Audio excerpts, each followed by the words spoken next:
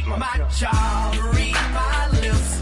Just type "why I hate my job" into YouTube and you'll get almost 1 million hits of people ranting about their former workplace and why they left.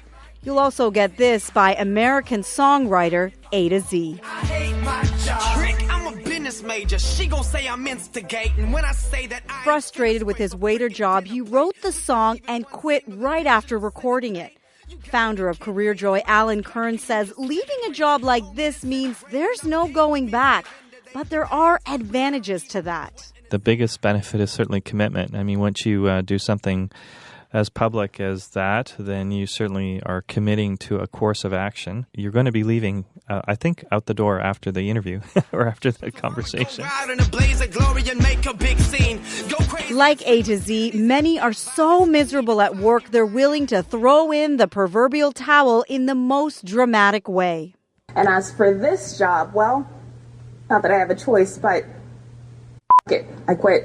That's KTVA Alaska reporter Charlo Green. She left her job live on air to support her cause of legalizing marijuana in her state, a story she had recently been covering for her station. And who can forget the JetBlue airline steward, Steve Slater? Fed up with his job, he announced his resignation via the plane's PA system, grabbed a beer, pulled the plane's emergency slide, and jumped to his freedom. Canadian television reporter Kai Nagata left his job via a scathing blog post in July 2011 about the state of his industry. Nagata spoke to CBC's The Current in the days after his online essay went viral. I quit my job because I didn't feel like I recognized the person that I played on TV. And as much as I tried to reconcile who I wanted to become, I couldn't see myself accomplishing that within the context of a TV news job and within the television industry. I was in touch with Nagata via email to see what life has been like for him since he left his job as a political reporter in Quebec City. He politely answered, "I've said all I have to say about leaving TV news many times over. To answer your question, things have worked out just fine."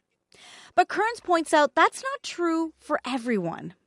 Somewhere in the neighborhood of 92% of employers are going to Google you before they hire you. So, you know, if there's a digital shadow, as there is in this scenario, then that leaves a scenario. And, you know, to be honest with you, very few people are going to get 15 minutes of fame.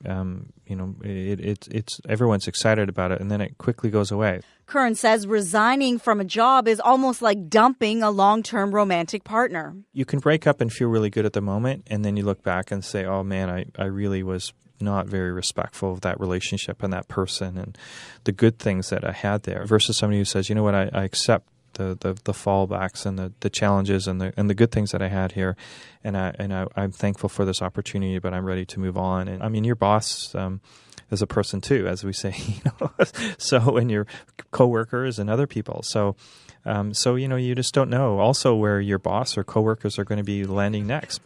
No need to fire me, Ryan. I quit. I hate my job. We've all had those days, even weeks and months, with this song's message playing in our head, but it's how we deal with it that matters. If you're miserable at work, Kearns suggests an attitude adjustment is better than a dramatic exit. It's time to figure out where you want to go from here and devise a career plan. People are often unhappy in their jobs because they don't know what they really want to be doing. For CBC Radio, I'm Rubina Ahmed-Haq. I hate my job.